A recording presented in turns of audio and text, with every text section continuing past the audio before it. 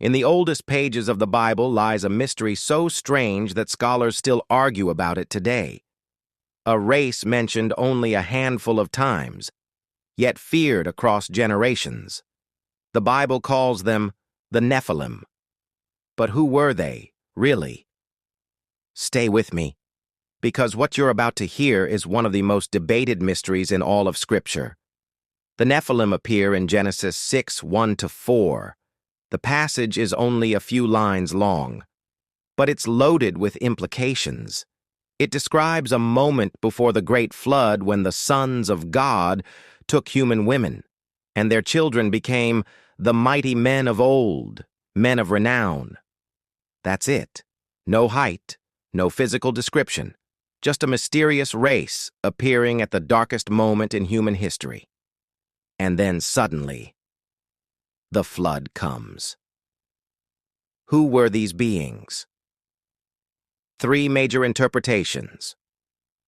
Because the Bible is so brief, scholars split into three powerful theories. Each one changes the way you read the story. Interpretation 1. The fallen angel theory. The most dramatic explanation says the sons of God were fallen angels. Their union with human women produced hybrid beings, part human, part celestial, extraordinary in strength, influence, and corruption.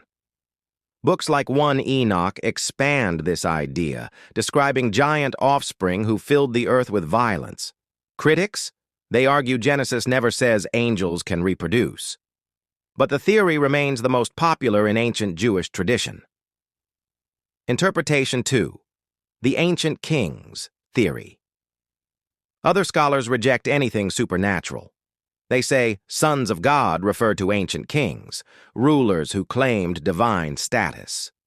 According to this view, the Nephilim were simply brutal warlords, feared for their dominance. No giants, just tyrants.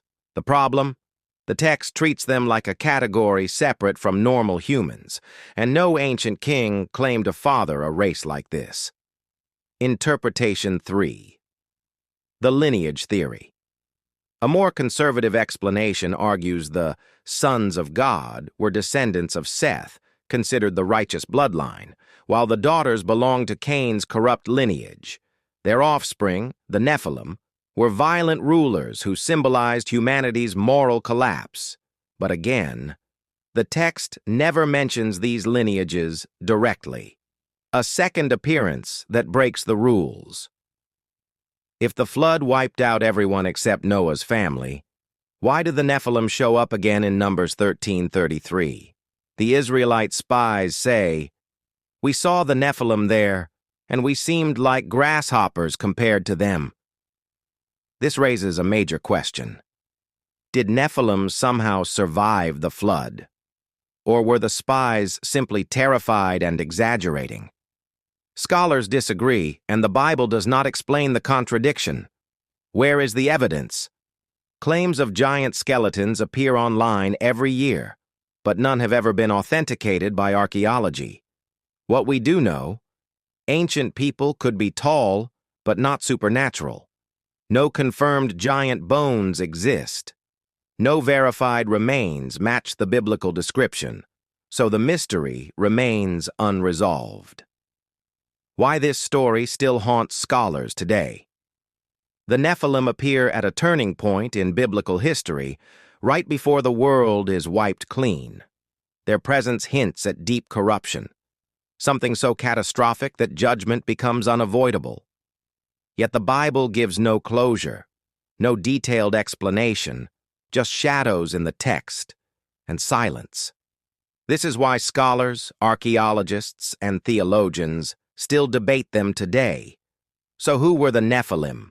Fallen angel offspring? Ancient tyrants?